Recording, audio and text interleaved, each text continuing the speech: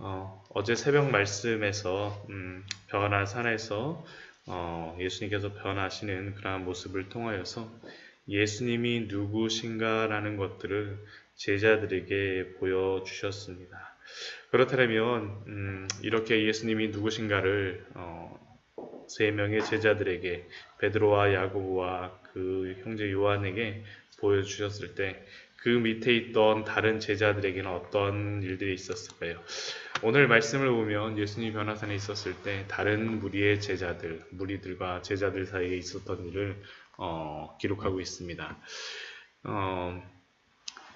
예수님이 이렇게 그들에게 17, 14절 말씀 보면 그들이 무리에게 이름해 예수님과 세 명의 제자들이 무리에게 이르셨을 때 한 사람이 와서 예수님께 꿇어서 이야기합니다. 무엇이라고 얘기했냐면 주여 내 아들을 불쌍히 여기소서 그가 간질로 심히 고생하며 자주 불에도 넘어지며 물에도 넘어지는지라. 여기서 간질은 미친병 뭐 그런 겁니다. 정신병 같은 그러한 거를 이야기하는 겁니다. 그런데 이렇게 불에도 넘어지고 물에도 넘어지고 하면서 불쌍히 여겨달라고 고쳐달라고 했을 때 그 사람이 덧붙이는 한마디의 말이 있습니다. 16절 말씀에서 내가 주의 제자들에게 데리고 왔으나 능히 고치지 못하더이다 라고 간질병 든 그 사람에게 간질병 든 그 아들을 데려왔을 때 제자들에게 데려왔을 때 제자들이 데리고 왔으나 능히 고치지 못하더이다 라고 이야기하였습니다. 여기서 이렇게 이야기하였을 때 제자들이 그렇게 하지 못하였다라는 것을 예수님께 이렇게 이야기한 거죠. 그리고 이러한 제자들을 향하여서 예수님께서 17절 말씀에서 무엇이라고 말씀합니까? 믿음이 없고 패역한 세대여. 믿음이 없고 패역한 세대여 하시면서 예수님이 그 제자들을 책망하고 계십니다. 왜 그럴까요? 바리새인들과 사두개인들은 예수님께 표적을 보여달라고 하면서 그들의 불신앙을 드러내었으나 제자들은 이미 베드로의 신앙 고백을 기점으로 그들이 입술로 예수를 그리스도시요 살아계신 하나님의 아들로 고백하였음에도 불구하고 그들에게는 참된 믿음이 없었기 때문입니다. 그리고 예수님은 그 아들을 데려오라고 말씀하여 주십니다. 그리고 18절 말씀을 보면 예수님이 그 질병을 꾸짖으시자 귀신이 나가고 아이가 그때부터 나았다라고 기록되어 있습니다. 그리고 이렇게 예수님이 귀신을 쫓으시고 병을 고치시자 제자들이 조용히 와서 19절 말씀 보면 조용히 와서 예수님께 묻습니다. 예수님, 우리는 왜 어찌하여서 그들을 쫓아내지 못하였습니까? 라는 것이 바로 그들의 질문이었습니다. 그러한 제자들의 질문에 대하여서 예수님께서 무엇이라고 말씀하십니까? 너희 믿음이 작은 까닭이니라. 너희 믿음이 작은 까닭이니라. 그리고 그들의 믿음이 작은 까닭이라고 하면서 추가적으로 설명하시는 게 무엇이냐면 너희에게 믿음이 겨자씨 한 알만큼만 있어도 이 산을 명하여서 여기서 저기로 옮겨지라 하면 옮겨질 것이요 또 너희가 못할 일이 없으리라 라고 예수님이 말씀하여 주십니다. 근데 이 말이 참 재미있어요. 믿음이 작다라고 하면서 믿음이 겨자씨 한 알만큼만 있어도 가장 작은 씨라고 하는 겨자씨 한 알만큼만 있어도 산을 옮길 수 있다라고 예수님이 그 제자들에게 말씀하신 겁니다. 그렇다면 도대체 제자들의 믿음은 겨자씨 한 알만큼한 그러한 믿음도 없었던 것일까요? 그런 의미로서 예수님이 이것을 말씀하신 것일까요? 물론 예수님 말씀대로 그들에게는 겨자씨 한 알만한 믿음이 없었습니다. 그러나 더 중요한 것은 그들의 믿음의 대상이, 그들의 믿음의 방향이 어디냐라는 게 더 중요한 겁니다. 왜냐하면 우리 19절 말씀을 잘 생각을 해보면 제자들이 조용히 예수님께 와서 묻는 이유가 무엇이겠습니까? 마태복음 10장을 기점으로 제자들이 나가서 귀신을 고치고 병들을 쫓아냈다라고 하는데 평소와 같이 그들이 병을 고치고 귀신을 쫓아내는 그러한 일들을 하지 못하였기 때문입니다. 그들이 못했던 게 아니에요. 그런 일들을 했었습니다. 근데 왜 그들이 못하는지 의문스럽기 때문에 제자들에게 와서 예수님께 질문하는 것이죠. 왜 우리가 평소에 했었는데 오늘은 왜 안 되죠? 왜 저 귀신을 우리가 쫓아내지 못하죠? 그때 예수님이 너희의 믿음이 작은 까닭이라고 대답하셨습니다. 근데 이게 마태복음에서는 너희의 믿음이 작은 까닭이라고 말씀하시지만 마가복음 9장 27절 말씀에서는 그 이유를 또 이렇게 말씀하십니다. 이르시되 기도 외에 다른 곳으로는 이런 종류가 나갈 수 없느니라. 결국 이 의미가 무엇이겠습니까? 그들이 병을 고치는 능력이 기도를 하지 않아서, 기도를 한다는 것은 무엇입니까? 하나님을 의지하는 것입니다. 병을 고치는 능력이 하나님께로부터 나오는 것임에도 불구하고 그들은 평소에 자신이 그러한 것들을 행했었기 때문에 그러한 능력이 자신에게 있는 것으로 착각하여서 병을 못 고친 것입니다. 다른 의미로 설명을 하면 그들은 자신들이 병을 고칠 것이다라는 믿음은 있었지만 그것은 자신들이 그 병을 평소와 같이 고칠 것이다라는 철석 같은 믿음이었습니다. 자기 자신에 대한 믿음. 그러나 참된 믿음은 그 모든 고치는 능력은 내가 고칠 수 있다라는 그 헛된 자신에 대한 큰 믿음이 아니라 바로 병을 고칠 수 있으신 분은 하나님이시다라는 것이 바로 바른 믿음이요. 그런 믿음이 바로 참된 믿음임을 오늘 말씀은 우리에게 알려주고 있습니다. 우리는 이것을 통하여서 놀라운 교훈을 얻을 수 있습니다. 우리의 믿음은 결코 우리를 세뇌시키는 듯한 우리 자신에 대한 강한 확신이나 할 수 있다라고 하면서 믿는 그러한 나를 기초로 하는 믿음이 아니라 믿음의 기본과 시작은 참된 믿음의 대상이신 하나님으로부터 예수 그리스도로부터 우리의 믿음이 시작되어야 된다는 겁니다. 여러분들은 어떠십니까? 우리들은 어떻습니까? 우리는 강한 믿음이 있다라고 하면서 나 자신을 믿는 강한 확신과 나 자신에 대한 그러한 믿음에 기초를 두고 있지 않습니까? 믿음은 반드시 참된 믿음의 대상이신 삼위일체 하나님에 대한 믿음으로부터 그 뿌리로부터 나옴을 기억하시기 바랍니다. 그리고 이러한 참된 믿음이 무엇인지에 대한 믿음이 무엇인지에 대하여서 알려주시고 나서 22절, 23절 말씀을 보면 다시 한번 예수님께서는 당신의 고난과 죽음 그리고 부활에 대하여 말씀하십니다. 갈릴리에 모일 때에 이러한 일이 있은 다음에 참된 믿음이 무엇인가에 대해서 말씀하신 다음에 예수님께서 제자에게 이르시되 인자가 장차 사람들의 손에 넘겨져 죽임을 당하고 제3일에 살아나리라 하시니 제자들이 매우 근심하더라.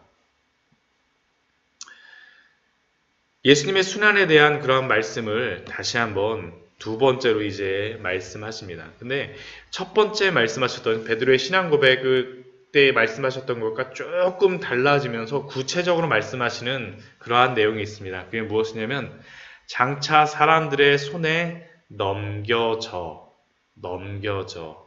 예수님은 자신이 넘겨짐으로 말미암아 고난이 시작될 것을 알려주십니다. 이것은 예수님이 가룟 유다에게 은 30에 넘겨주는 것을 기점으로 이러한 일들이 시작될 것이다라는 것을 우리에게 알려주는 겁니다.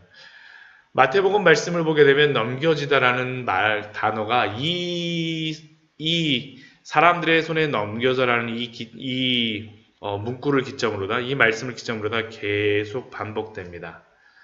마태복음 26장 15절 말씀을 보면 내가 예수를 너희에게 넘겨주리니 얼마를 주려느냐. 또한 16절 말씀을 보면 그가 그때부터 예수를 넘겨줄 기회를 찾더라. 27장 2절 말씀을 보면 그 대제사장들이 예수님을 결박하고 끌고 가서 총독 빌라도에게 넘겨주니라. 이러한 것들이 계속 반복되죠. 이것은 배교와 관련하여서 일어나는 현상이 바로 예수님을 넘겨주는 것임을 우리에게 알려줍니다. 우리들도 혹시 이 세상의 것들 때문에 참된 믿음을 버리고 예수님을 세상의 헛된 것에 넘겨주고 있지는 않습니까? 굉장히 중요한 말입니다. 넘겨준다라는 것을. 우리의 참된 믿음을 버린다는 것은 예수님을 다른 것에 넘기는 것입니다. 그리고 예수님이 이러한 말씀들을 알려주셨을 때 제자들은 매우 근심하였다라고 23절에 기록하고 있습니다. 그리고 우리는 여기서도 제자들의 작은 믿음을 볼 수 있습니다. 왜 그렇습니까? 예수님은 분명히 마지막에 제3일에 살아나리라 라는 것을 알려주시지만 그러나 제자들은 부활에 대한 그러한 약속은 들리지도 않고 참된 소망에 대한 것은 그들에겐 들리지도 않고 소망이나 위로가 되지 않고 오직 죽음과 어떤 고난만이 그들에게 근심이 됨으로 말미암아 그들을 때리 짓눌렀기 때문입니다. 우리들도 우리들의 상황으로 인하여서 우리의 믿음의 눈이 감기지 않도록 우리들도 기도하며 나아가야 되겠습니다. 그리고 이런 일이 있은 다음에 예수님께서 가브나움에 이르러셨고 또한 베드로의 집에 들어가서 반세계를 내는 자들이 이르렀다라고 말씀하여 주십니다. 여기서 반세계를 내는 자들은 어떠한 반세계를 걷는 사람들은 어떤 사람이냐면 바로 성전의 그런 성전세를 받으러 오는 사람들입니다. 이스라엘 백성들은 1년에 반세계씩 성전의 수리와 유지를 위하여서 이렇게 반세계를 내었습니다. 그리고 이들은 아마 이렇게 걷들어 오는 자들은 종교 지도자들과 연관된 자들이었을 것이고 아마 이들은 예수님이 이 반세계를 내지 않으면 다시 예수님을 비난하고 예수님을 책잡기 위하여서 꼬리를 잡기 위하여서 이렇게 도발하였을 것입니다. 너의 선생은 반세계를 내지 아니하였느냐라고 이렇게 도발하였던 것입니다. 그리고 이러한 그들을 향해서 베드로는 내신다라고 이야기하고 집으로 들어갔습니다. 그리고 예수님께서는 이 모든 것을 아시고 한 가지 비유를 들어서 베드로에게 말씀하여 주시죠. 그 말씀이 무엇입니까? 임금이 관세와 국세를 받는데 국민들에게 받을지 아니면 아들에게 받을지에 대한 그러한 질문이었습니다. 그리고 이 질문에 대하여서는 예수님이 누구에게 받겠느냐라고 질문하시자 타인, 국민에게 받는다라고 베드로는 대답하였습니다. 당연한 것이죠. 왕이 자기 아들과 식구에게 세금을 걷지 않습니다. 결국 이 이야기는 무엇입니까? 예수님이 하나님의 아들, 진정한 성전의 주인의 아들이시기 때문에 성전세를 내지 않으셔도 된다는 것을 우리에게 말씀해 주시죠. 알려주시는 겁니다. 그런데 그럼에도 불구하고 27절 말씀을 보면 그러나 우리가 그들이 실족하지 않기 위하여 내가 바다에 가서 낚시를 던져 먼저 오르는 고기를 가져 입을 열면 돈 한 세기를 얻을 것이니 가져다가 나와 너를 위하여 주라 하시니라 라고 하심으로 말미암아 예수님께서는 그 반세기를 낼 것을 어떻게 구할지를 알려주십니다. 기적이죠. 물고기 입속에서 그 돈 한 세겔이 나온다라는 것이. 근데 우리는 이 기적에 주의하는 것보다는 더 주의해야 될 것이 있습니다. 그것이 무엇입니까? 예수님이 이 반세기를 내는 이유입니다. 그러나 우리가 그들이 실족하지 않게 하기 위하여. 결국 이것이 무엇입니까? 예수님은 자신이 반세기를 내지 않는 것이 당연스러움에도 불구하고 그들로 하여금 실족하지 않게 하기 위하여서, 즉 덕스러움을 위하여서 자신의 권리를 제한하신 것입니다. 이것은 우리 크리스천들이 이 세상에서 살아갈 때 중요한 기준이 될 수 있습니다. 우리는 우리의 자유가 있고 우리의 믿음의 분량에서 자유롭게 행동할 수 있습니다. 그 주변의 사람들의 눈치를 보지 않고 세상이 뭐라 하든지 간에 우리가 마음대로 할 수 있는 우리에게 자유와 권리가 있습니다. 그런데 우리가 우리의 자유와 권리를 마음껏 행사하지 않아야 될 때가 있죠. 언제입니까? 주변에, 세상에 덕을 끼치기 위하여서, 그들이 실족하지 않기 위하여서 우리는 예수님이 하셨던 것처럼 우리가 자유를 마음껏 누릴 수 있음에도 불구하고 우리의 자유를 스스로 우리의 권리를 제한할 수 있는 것입니다. 우리의 행동의 기준을 예수님이 우리에게 분명하게 제한하여 주신 것이죠. 그리고 예수님이 이렇게 자신의 권리를 제한하시고 성전세를 바치신 것은 또 다른 의미가 있습니다. 그것이 무엇입니까? 여기서 성전세를 바친다는 의미는 자신의 생명에 대한 그러한 감사를 하나님께 드리는 그러한 표시입니다. 근데 예수님이 이 성전세를 바치심으로 말미암아 우리에게 표시하는 것이 있습니다. 그것이 무엇입니까? 우리의 생명을 위하여서, 모든 인류의 죄값을 위하여서 예수님이 자신의 생명을 주신다는 그런 의미죠. 결국 예수님은 자신이 이러한 성전세를 바치지 않으셔도 되는 분임에도 불구하고 자신의 생명을 포기하기까지 하신 것입니다. 결국 이것을 통하여서 우리가 생명을 얻게 되는 일들이 나타나죠.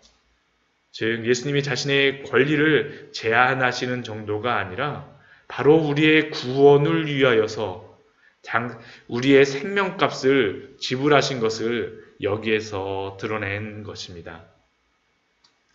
얼마나 놀랍고 얼마나 큰 은혜입니까? 말씀을 정리하도록 하겠습니다. 우리의 믿음은 아무것도 없는 허공에 대한 믿음이 아닙니다.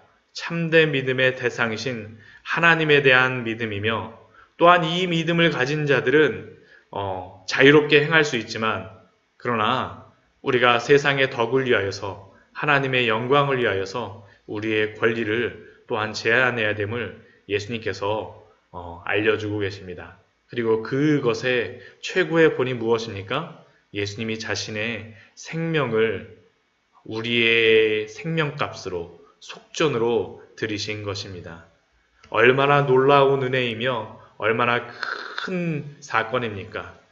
이러한 참된 믿음과 놀라운 은혜 안에서 주 예수 그리스도 안에서 평안함을 누리시는 우리 성도님들 되시기를 축원드립니다. 같이